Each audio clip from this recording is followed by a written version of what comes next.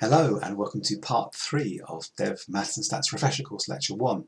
Now we look at two types of function, linear and quadratic. So we already had two linear functions, so let's define a few more and then plot them. So first, put my cursor on here, and these commands are going to define these 5 linear functions. And now we'll plot these. And this should now come up. Okay, so these 5 linear functions have been plotted here, and if you remember back to what you've done at school, I'm sure, you should remember that in all these linear functions here, there is a very easy way to match up these functions with these lines here. So if you want to pause the video and just check that you can do it, can you remember how to match each line with one equation? So which equation goes with which line is the question. So you want to pause and try that.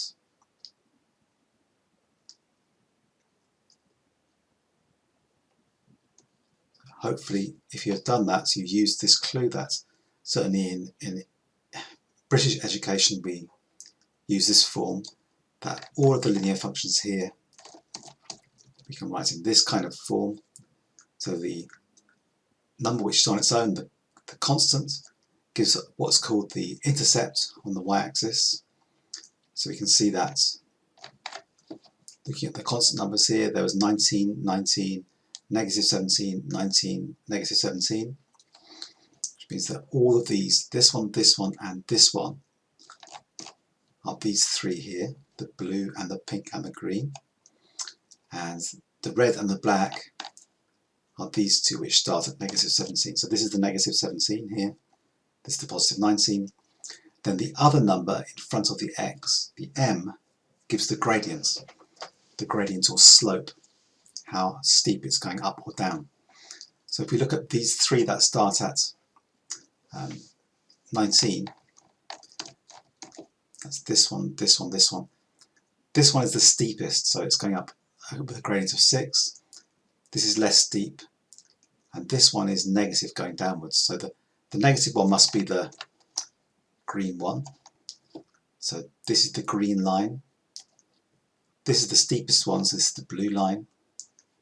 And this is the one between, which is the pink line, is this one. After that we have the 2 which begin at negative 17, which is this one and this one. So the steepest is this one, 6x gradients. Less steep is this one, 4x. So this one is the red and this one is the black. We can also note that the blue one and the red one are parallel because they both have the slope of 6. So please ask me about this if you're not sure, but you should be able to use those simple methods to match up any equation of a linear function with the graph. So that's linear functions. Let's have a quick look at quadratic functions. So in quadratics, that means that the highest power that you have is a squared or power 2 term. So function 3 above, this one is a quadratic because the highest power is 2. Let's just define a few more.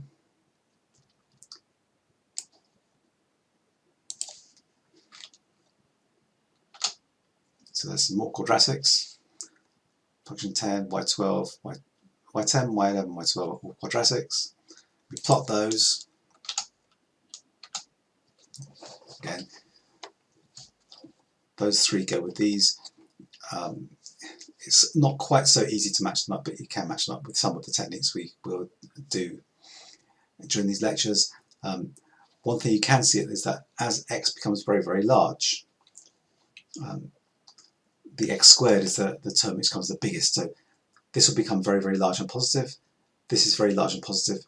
This one here will become very large and negative. So this one here must be the green one, because as x becomes very, very large and positive, or very, very large and negative, this will become very, very small. It can become minus infinity. So this one is the green one, because it goes, oops, that before. goes downwards like that, downwards like that. These are the other two. To tell which the other two are, you can say that if x is equal to 0 in this one, then y is equal to 0. So this is the kind of browny red one here is this one. So this one here must be the blue line. And these are used a lot because in economics, in social science applications, we could think of things where this is like a rise in something getting faster and faster, like the spread of a disease, unfortunately. Or this could be something you're trying to optimize. So here's the optimum points. So you're optimizing output or benefits to beneficiaries in a project. And this is minimizing perhaps you're trying to minimize the cost of doing something or minimizing the damage from something. So here's the minimum points. And in further lectures, we'll work out ways of identifying these points of maximum and minimum, because these are often what we're interested in getting to. Okay, so that's linear and quadratic functions. And in the next video, we'll have a look at other polynomials. Thanks for watching.